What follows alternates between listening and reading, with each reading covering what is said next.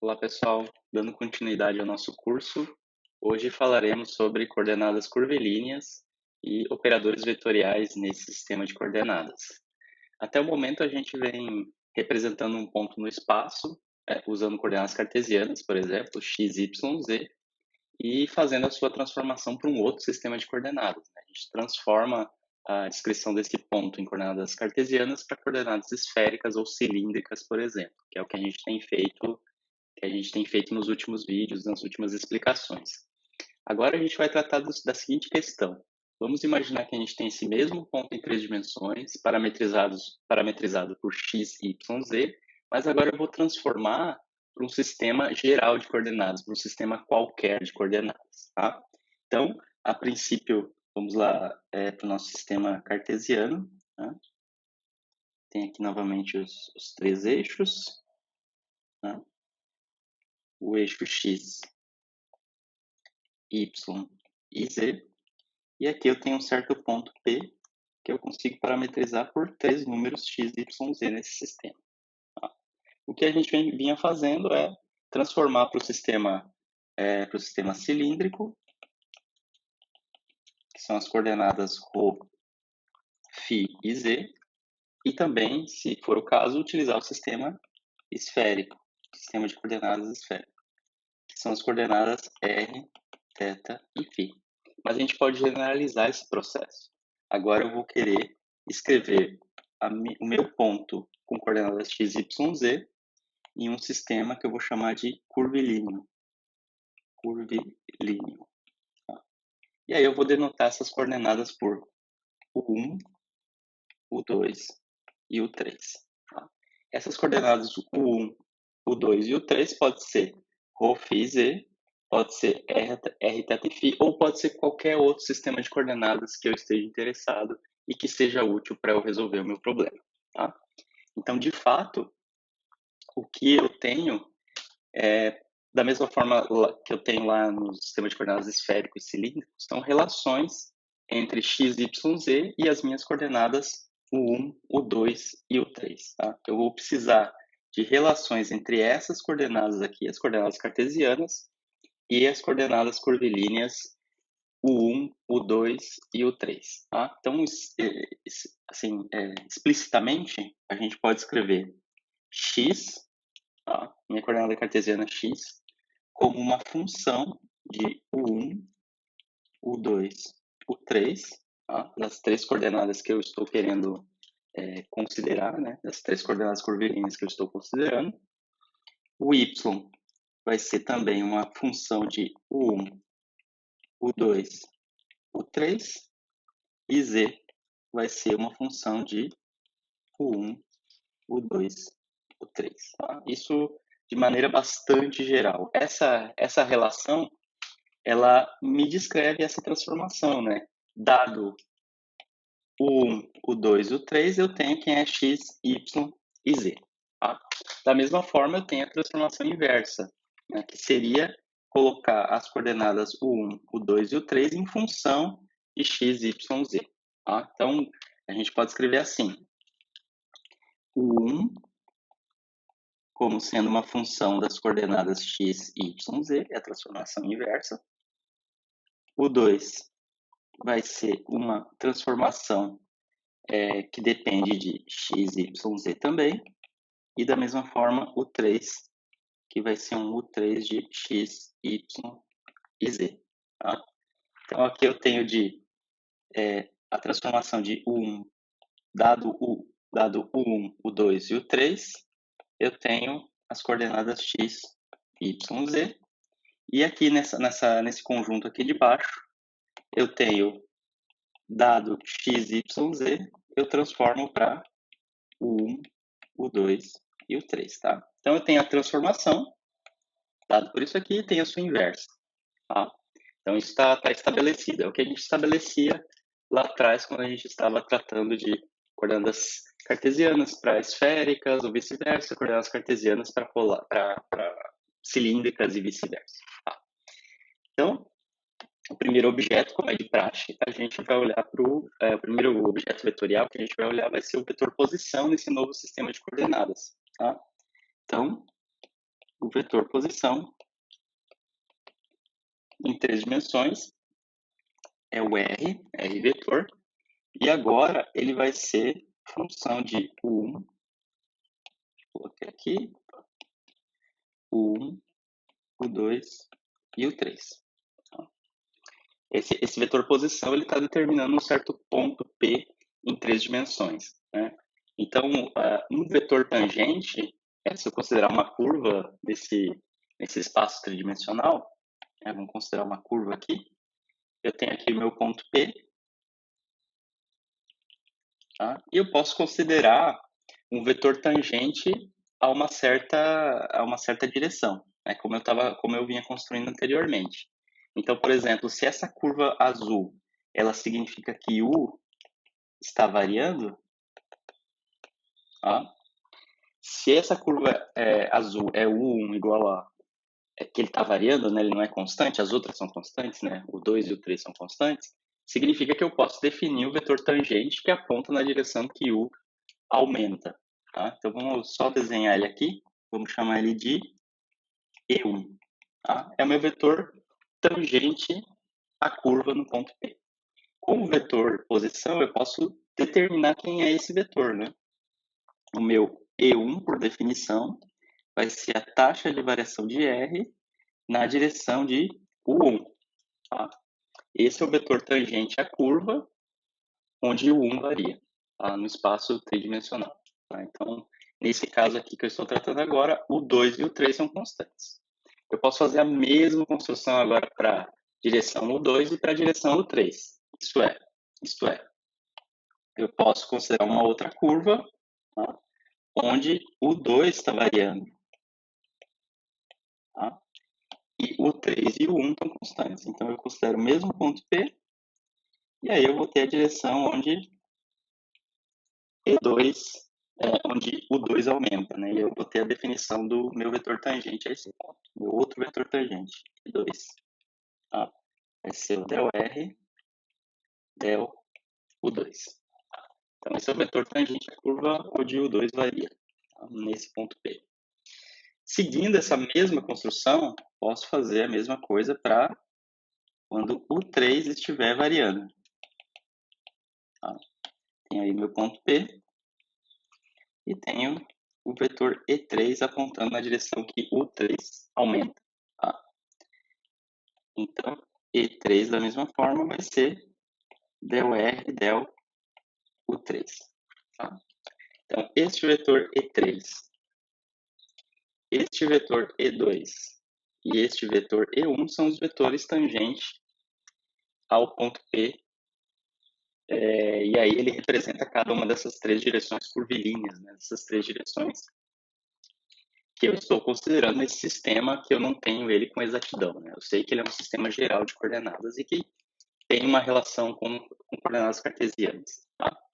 Aí, por uma questão de notação, e que eu espero que fique interessante mais para frente, eu vou denotar o módulo de cada um desses vetores, né? Desse meu conjunto de vetores E1, os meus vetores da base, E1, E2 e E3. Esse conjunto é importante, né? São os vetores da base que podem, que se eu normalizar, né? Eu posso escrever qualquer vetor desse sistema curvilíneo como combinação linear desses 3 vetores aqui. Tá? Então, eu preciso do módulo deles, né? Então, eu vou denotar da seguinte maneira. Eu vou chamar de H1, eu vou definir como sendo o módulo de E1, quer dizer, o tamanho de E1. Tá? Então, esse aqui é o módulo do vetor E1. Tá? O H2, eu vou definir como módulo do segundo vetor, o E2. Tá? Módulo do vetor E2. E da mesma forma, o H3 é o módulo de E3. Tá? Então, aí a gente pode construir os vetores unitários, né? A partir do vetor e do seu módulo, eu posso construir os vetores unitários. Então, o E1 chapéu, que é o vetor unitário na direção U1, vai ser o próprio E1 dividido pelo módulo de E1. Mas eu estou chamando agora módulo de E1 desse meu H1, tá? Só para A gente simplifica a notação dessa maneira. Então, isso aqui vai ser igual a 1 sobre H1, né, que é esse 1 sobre módulo de E1, vezes o próprio vetor E1. Tá? Mas, por definição, esse E1 vetor é a derivada de R em relação a E1. Tá? Então, eu posso escrever desse jeito. 1 sobre H1 del R del U1. Tá? Esse é o meu vetor unitário na direção em que o 1 aumenta. Tá? Deixa eu só deixar grifado aqui. E1 vai ser 1 sobre H1 del R del U1. Tá? Esse é o meu vetor unitário nessa direção. A gente pode fazer o mesmo trabalho para os outros dois vetores, né? E o resultado vai ser o seguinte. O E2 chapéu vai ser 1 sobre H2 del R del U2. Tá? Também posso grifar aqui. Vou deixar destacado. E o E3 chapéu vai ser 1 sobre o seu módulo, que é H3, del R del U3.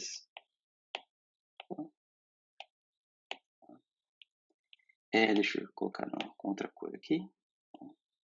Então, tenho esses três vetores unitários nesse ponto P. Tá? Da mesma forma que eu tinha nos outros sistemas de coordenadas x, y, z, r, θ e φ, ou ρ, φ e z. Tá? Essas quantidades H1, H2 e H3, pessoal, são aqueles nossos fatores de escala que a gente definiu anteriormente, especificamente para cada um dos sistemas de coordenadas que a gente estava tratando. Tá? Então, as funções, né, que são os módulos desses vetores da base, né, as funções H1, H2 e H3, são os fatores de escala. Aí eles são importantíssimos para a gente escrever os operadores diferenciais, né, e deixar de uma forma bastante geral, né, que a gente não precise estar escrevendo explicitamente o sistema de coordenadas, né. Muito bem. Esses são os fatores de escala em coordenadas curvilíneas, tá? Da mesma forma que a gente tem o vetor posição, a gente pode obter o vetor deslocamento infinitesimal nessas coordenadas curvilíneas, tá? Então, o deslocamento infinitesimal, o vetor deslocamento infinitesimal dr, ele vai ser, né? Lembrando, né? O r é função de três variáveis, o 1, o 2 e o 3.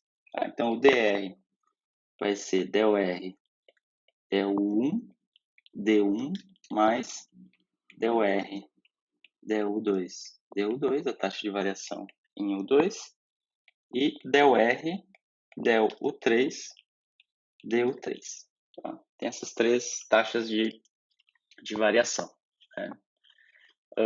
Muito bem. Agora eu posso realizar, né? Posso escrever o módulo desse vetor, né? Posso escrever o módulo ao quadrado desse vetor se eu quiser. Tá? Mas antes disso, deixa eu só escrever esse dr como somatório, né? A gente pode representar essa soma desses três termos como um único termo com somatório, né? Vamos inventar um índice aqui. Vou chamar um índice i que vai de 1 até 3, são três coordenadas, do del r, del ui, dui. Tá? Aqui esse i ele vai assumir valores de 1 até 3. Né? Então, se a gente olhar aqui, colocar i igual a 1, a gente vai ter o primeiro termo aqui. Se eu colocar i igual a 2, eu vou ter esse outro termo. Se eu colocar i igual a 3, eu vou ter esse outro termo. Tá? Então, eu completo os três termos. Né? Muito bem. Esse meu dr, pessoal, se eu lembrar dessas três relações aqui em cima, eu posso reescrevê-lo, né? Olha só. Eu tenho aqui no meu dr o del R del U1. Tá? Mas esse del-R, del-1, ele é o meu vetor da base, né? O meu vetor unitário da base E1 vezes H1, né? Se eu multiplicar aqui, se eu multiplicar ambos os lados da equação por H1, eu vou ficar com H1 E1 chapéu igual a del-R, del-1. Tá? A mesma coisa aqui. O meu del-R, del-2 vai ser H2 E2 chapéu e o meu del-R, del-3 vai ser H3 E3 chapéu. Então, se eu usar essas três relações que estão aqui em cima na expressão de dr, tá, eu obtenho a seguinte expressão bem mais compacta, né, em termos dos vetores da base. Então, isso aqui vai ficar, primeiro, né, vai ficar E1, tá? Não, eu vou escrever direto em termos do vetor unitário, né? Isso aqui é igual a vou escrever o vetor primeiro, E1, chapéu, H1, D1, mais E2, chapéu, H2, DU2, mais E3, chapéu, H3, DU3, tá? Então é assim que eu escrevo o meu dr. Agora eu posso encontrar o meu ds ao quadrado, que é o módulo desse vetor, né? O módulo ao quadrado desse vetor, e que a gente usa ele para várias coisas, né? Inclusive para encontrar o tamanho de uma curva nesse sistema de coordenadas, encontrar a área de uma superfície, a gente usa também ele como definição. Mas esse ds ao quadrado, que é o meu comprimento ao quadrado, né, o meu deslocamento infinitesimal ao quadrado, ele é o objeto fundamental aqui para a gente definir as nossas quantidades, tá? Como é que ele é definido, né? O ds ao quadrado, ele é o módulo de dr ao quadrado, né? Então, seria o produto escalar entre dr com ele mesmo, tá? Se vocês lembrarem dos vídeos passados, essa construção eu venho fazendo para todo o sistema de coordenadas, tá? Mas agora a gente está no sistema curvilíneo, mas apesar de a gente estar no sistema curvilíneo, não quer dizer que a gente não precise dessas quantidades. Então, a gente vai fazer a mesma construção. A gente vem fazendo a mesma construção, tá? Então, o que eu tenho que fazer é este vetor, tá? Esse vetor dr, escalar com ele mesmo, tá? Esses vetores E1, E2 e E3 são vetores ortonormais. Então, o único produto escalar que vai sobreviver quando eu fizer esse vetor escalar com ele mesmo vai ser esse escalar ele mesmo, esse escalar ele mesmo e esse escalar ele mesmo. E como eles são ortonormais, E1 escalar E1 dá 1, E2 escalar E2 dá 1 e E3 escalar E3 também dá 1. Né? São todos unitários. Tá? Então, o que vai sobrar vai ser esse termo ao quadrado, mais esse termo ao quadrado, mais esse outro termo ao quadrado. Tá? Você pode fazer com detalhes se você quiser. Então, o resultado dessa conta vai ser H1 ao quadrado, fator de escala na direção 1 ao quadrado, D1 ao quadrado, mais H2 ao quadrado, DU2 ao quadrado, mais H3 ao quadrado, DU3 ao quadrado. Esse é o módulo ao quadrado do deslocamento infinitesimal, meu ds ao quadrado em coordenadas curvilíneas. Tá? Se você lembrar em coordenadas cartesianas, como é que era? Né? Só um mini exemplo aqui. Em coordenadas cartesianas, meu ds ao quadrado é dx ao quadrado mais dy ao quadrado mais dz quadrado. Tá? Então, nesse caso, o meu u1 é o x, o meu u2 é o y e o meu u3 é o z. E os fatores de escala são todos unitários, né? H1 ao quadrado é igual a 1, H2 ao quadrado é igual a 1, H3 ao quadrado é igual a 1. Tá? Se eu olhar para o sistema de coordenadas esférico, eu tenho ds ao quadrado igual a dr ao quadrado mais r ao quadrado, seno ao quadrado de θ, r ao quadrado, né? dθ ao quadrado mais r ao quadrado, seno ao quadrado de θ, dφ ao quadrado. Então, nesse caso aqui, eu posso fazer a seguinte identificação. O meu U1 é o R, o meu U2 é o θ e o meu U3 é o φ. E os fatores de escala são H1 é 1, H2 é R, né, porque que é θ ao quadrado, e o H3 é o R seno θ. Tá? Então, essa expressão que está aqui, ela compreende todos os casos particulares. Tá? Eu poderia escrever aqui também o sistema de coordenadas cilíndrico, que eu teria também uma identificação desse tipo. Tá? Então, essa expressão é geral o suficiente. Tá? Agora, o próximo passo, já que eu tenho meu DS, tenho os vetores da base, enfim, tenho basicamente todas as expressões importantes, é escrever os vetores, né, o vetor nabla, escrever quem é o gradiente, quem é o divergente, quem é o rotacional nesse sistema curvilíneo. Quando eu tiver essas expressões finalizadas, significa que eu vou poder particularizar cada uma dessas expressões gerais para o sistema que eu quiser. Então, se eu tenho a expressão do gradiente em coordenadas curvilíneas, eu posso, a partir dela, obter o gradiente em coordenadas cartesianas, o gradiente em coordenadas esféricas e o gradiente em coordenadas cilíndricas, se eu identificar corretamente as coordenadas e os seus fatores de escala. Tá? Então, vamos começar pela função gradiente. Então, vamos lá. Gradiente de um escalar, né? Vou chamar assim gradiente de φ. Tá?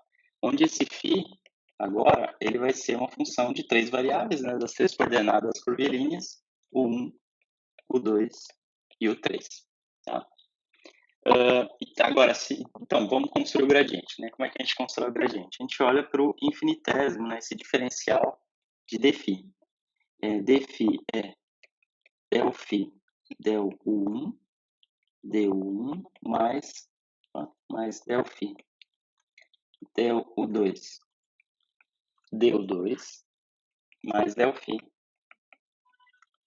del u3 du3.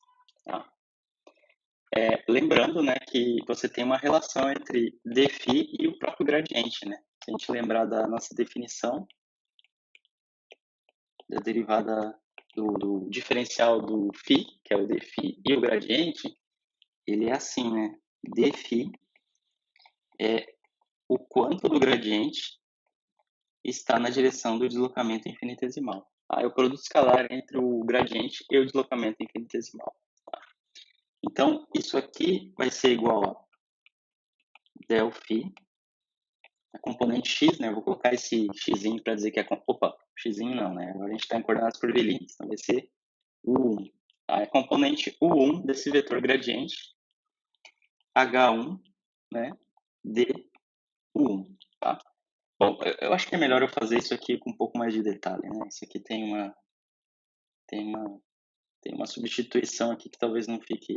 É simples, mas é melhor, eu acho, fazer com mais detalhes, tá? Então, primeiro, vamos escrever quem é esse vetor gradiente nessas coordenadas u1, u2 e u3. Mas eu só vou indicar, né? Vou indicar a componente u1, a componente u2 e a componente u3 desse meu vetor gradiente, tá?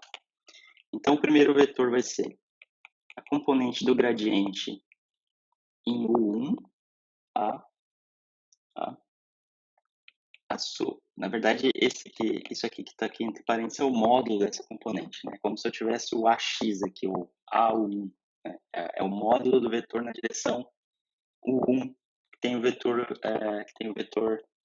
da base E1, né? Indicando o aumento da coordenada U1.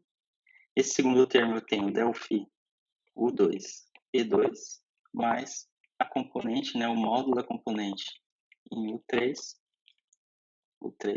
E3. Tá? Então, esse é o vetor gradiente escrito nessa base curvilínea com os vetores E1, E2 e E3, né, os vetores da base. Agora, isso escalar o meu deslocamento infinitesimal. Tá? E a gente já viu aqui em cima que o deslocamento infinitesimal ele pode ser escrito dessa maneira também, né, em termos dos vetores da base E1, E2 e E3. Tá? Estou usando o mesmo sistema de coordenadas. Tá? Então, isso aqui é escalar. E1, chapéu, aí tem que lembrar do que vem depois, né? Vem o H1, que é o fator de escala, e o diferencial nessa direção, DU1, mais E2, chapéu, H2, DU2, mais E3, chapéu, H3, DU3. Tá? Então, aqui só escrever quem é o vetor DR. Agora, vamos realizar o produto escalar propriamente dito. Tá? Então, aqui eu tenho o E1, ele vai escalar com esse aqui, vai fazer o produto escalar com esse aqui. Esse outro vai fazer o produto escalar com esse aqui. E esse com esse aqui, né? Os únicos que vão dar diferente de zero, já que se trata de uma base ortonormal. Tá? Então, isso aqui vai ser igual a módulo do gradiente em U1, aí vezes esse aqui, né? Vai ficar H1D1. Tá? Aí mais módulo da componente do gradiente em U2, H2DU2, mais módulo do gradiente, a componente dele em U3, H3, fator de escala na direção 3, DU3. Tá? Esse é o meu defi. Tá? Eu tenho duas expressões para defi. Né? Eu tenho essa aqui em cima, tá? Que ela vem diretamente da definição de diferencial de vetor. Tá? É essa expressão que está aqui em cima, por um lado. E por outro lado, usando a definição do gradiente, eu tenho que definir essa outra expressão que está aqui embaixo. Tá? Mas essas duas expressões são iguais, é a mesma quantidade, né? Elas têm que ser iguais. E para que elas sejam iguais, este coeficiente de DU1 e esse coeficiente de DU1 tem que ser iguais, né? Essas duas quantidades têm que ser iguais. Essa aqui e essa aqui tem que ser igual. Da mesma forma, o ΔΦ e ΔU2 tem que ser igual a essa outra quantidade que está aqui. E o ΔΦ e ΔU3 tem que ser igual a essa outra quantidade que está aqui. Então, eu tenho três relações que têm que ser satisfeitas da mesma forma. Né? Elas devem ser satisfeitas simultaneamente. Essa é a palavra que eu queria. Tá? Então, vamos fazer essas relações. Para que essas duas equações sejam iguais, eu tenho essas identificações entre os coeficientes do DU1, DU2 e DU3. Tá? Então, o que eu obtenho dessa identificação? Né? Eu obtenho que, vamos olhar aqui para cima, que DU1, né, vamos colocar assim, então, DU1, ΔΦ, DU1 vai ser igual a esse cara que está aqui. Tá? Componente do gradiente no eixo 1 vezes H1. Tá? Portanto, a componente U1 do gradiente vai ser 1 sobre H1 vezes ΔΦ ΔU1. Tá? Então, aqui, pessoal, já encontrei a primeira componente do meu gradiente em coordenadas curvilíneas. A componente do gradiente na coordenada no eixo U1, né, que é essa aqui, ela é igual a 1 sobre o fator de escala, nessa direção, vezes ΔΦ, ΔU1, que é a taxa de variação dessa função, na direção U1. Tá? O mesmo eu posso fazer para as outras coordenadas. Eu vou ter ΔΦ, ΔU2, igual ao gradiente de φ, né, a componente dele em U2, vezes o fator de escala nessa direção, que é H2. Portanto, o que eu tenho é componente do gradiente em U2 vai ser igual a 1 sobre H2 ΔΦ ΔU2, tá? Então, essa relação sai da segunda comparação, né? Da comparação dessa componente aqui com essa aqui. Tá? Elas têm que ser iguais. E aí, o que eu obtenho é essa segunda equação aqui, que é para a segunda componente do vetor gradiente. Tá? Aí, por fim, eu tenho ΔΦ ΔU3 igual ao gradiente de φ U3 H3. Tá? Portanto, o gradiente U3, a componente dele no eixo 3 é 1 sobre H3 ΔΦ ΔU3. Tá? Então, aqui já tenho as três componentes, né? Aqui é a terceira, e juntando com as outras, eu tenho as três componentes do vetor gradiente em coordenadas curvilíneas. E aí, como é que fica a expressão do gradiente, a expressão final? Vamos lá. Eu sei que o gradiente é um vetor, tá? Que está escrito nesse sistema de coordenadas o 1 e o 2, o 3, né? Então, eu tenho a componente dele em U1, tá? E1 chapéu mais a componente dele em U2, E2 chapéu mais a sua componente no eixo U3, E3 chapéu. Tá? Então agora eu vou substituir quem é essa componente, essa outra e essa outra a partir dos resultados que eu obtive aqui em cima.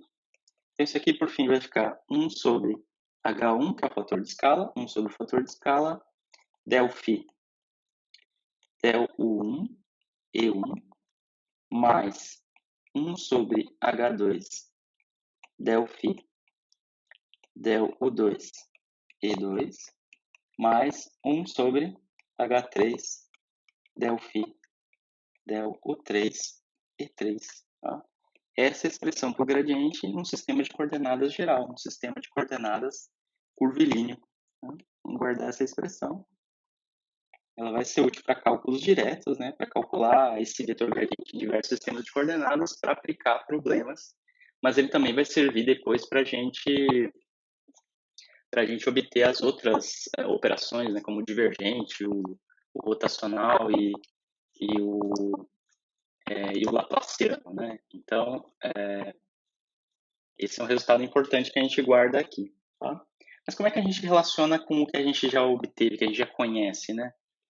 Se a gente quiser, isso vai ficar como exercício também, né, pessoal? Vai ficar nas tarefas, obter esse vetor gradiente em outros sistemas de coordenadas, mas a gente pode fazer ele para o sistema mais simples que a gente conhece, né, que é o sistema cartesiano, tá? O que eu preciso para escrever o gradiente no sistema cartesiano a partir dessa expressão geral? Eu preciso saber quem são as coordenadas, né? Quem é o 1, o 2 e o 3. Tá? Quando eu souber qual é a minha coordenada, eu simplesmente substituo isso aqui, né? Se o 1 for x, então vai ser del φ, del x. Tá? E aí o vetor da base vai ser o x chapéu. Tá? Quando for, e aí, claro, se for em 3 dimensões, eu vou ter y aqui, e o y chapéu, z aqui e o z chapéu. Mas eu também preciso saber quem são os fatores de escala. Tá? E para isso eu preciso saber quem é o ds ao quadrado em coordenadas cartesianas, né? Se for o caso de escrever em coordenadas cartesianas. Mas em coordenadas cartesianas é simples, né? O ds é o meu dr escalar dr. Tá? Isso aqui é igual a dx quadrado mais dy quadrado mais dz quadrado. Tá? E eu sei que, em geral, os fatores de escala ao quadrado são esses coeficientes que aparecem aqui, né? Multiplicando o dx quadrado, dy quadrado e dz quadrado. Aqui é bem simples, né? De fato, eu tenho que o meu U1, o meu U2 e o meu U3 são as coordenadas cartesianas, x, y, z. Tá? E os meus fatores de escala H1, H2 e H3 correspondente é tudo unitário, né? 1, 1, 1. E os meus vetores da base E1, E2 e E3 é simplesmente x chapéu, y chapéu e z chapéu. Com essas 3 linhas aqui, pessoal, de resultados, eu posso escrever o gradiente, né? Gradiente de φ, coordenadas cartesianas, vai ser 1 sobre H1, que é 1, e aqui vai ficar del φ, del U1 mais U1 é x, né? Então vai ser del x, x chapéu, mais del φ, del y chapéu, mais del φ, del z, z chapéu. Essa é quase trivial, né? A gente encontrar essa expressão a partir dessa relação mais geral. Mas é mais interessante a gente fazer, vocês vão poder fazer, né? Enfim, depende de qual vocês estão a fim de fazer esses exercícios, você pode encontrar esse ds ao quadrado para diversos sistemas de coordenadas, identificar quem são os fatores de escala e aí escrever essa expressão para o sistema de coordenadas que você necessita, que você tem curiosidade de aprender. Tá? Para finalizar, a gente pode agora, né, a partir dessa relação do gradiente em coordenadas curvilíneas, escrever quem é o vetor nabla. Né? É simplesmente esses operadores diferenciais que estão aqui, né? Que estão aplicados à função φ. Então, a partir do gradiente de φ, né, que é o nabla aplicado à função φ, eu consigo extrair quem é o vetor nabla. Tá? Então, só para nossa referência aqui, para a gente deixar registrado, o vetor nabla tá? Esse vetor aqui.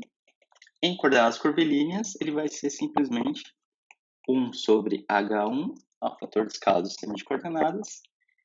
Vamos escrever, bom, deixa eu escrever primeiro o vetor da base, para ele ficar aqui, né? E1, 1 sobre H1, del U1. A primeira componente do meu vetor nábula. Mais E2, chapéu, 1 sobre H2, del U2, mais E3, 1 sobre H3, del U3. Tá? Então, esse é o meu vetor nábula, que eu também vou utilizar mais para frente para representar outras operações, tá? Que é um resultado importante. Tá? Ele é o vetor em 3 dimensões escrito usando, né, coordenadas curvilíneas. Tá? Então, no que segue, pessoal, eu vou, no próximo vídeo, na próxima explicação, eu vou tratar principalmente do divergente, tá? De um vetor em coordenadas curvilíneas. Vou usar esses resultados que a gente deduziu no vídeo de hoje, tá? E vou também olhar para o Laplaciano, tá? Principalmente. E aí vocês vão ter nas tarefas alguns exercícios para resolver, tá? Levando em conta essa discussão em coordenadas curvilíneas, tá bom? Então tá, até mais, tchau, tchau.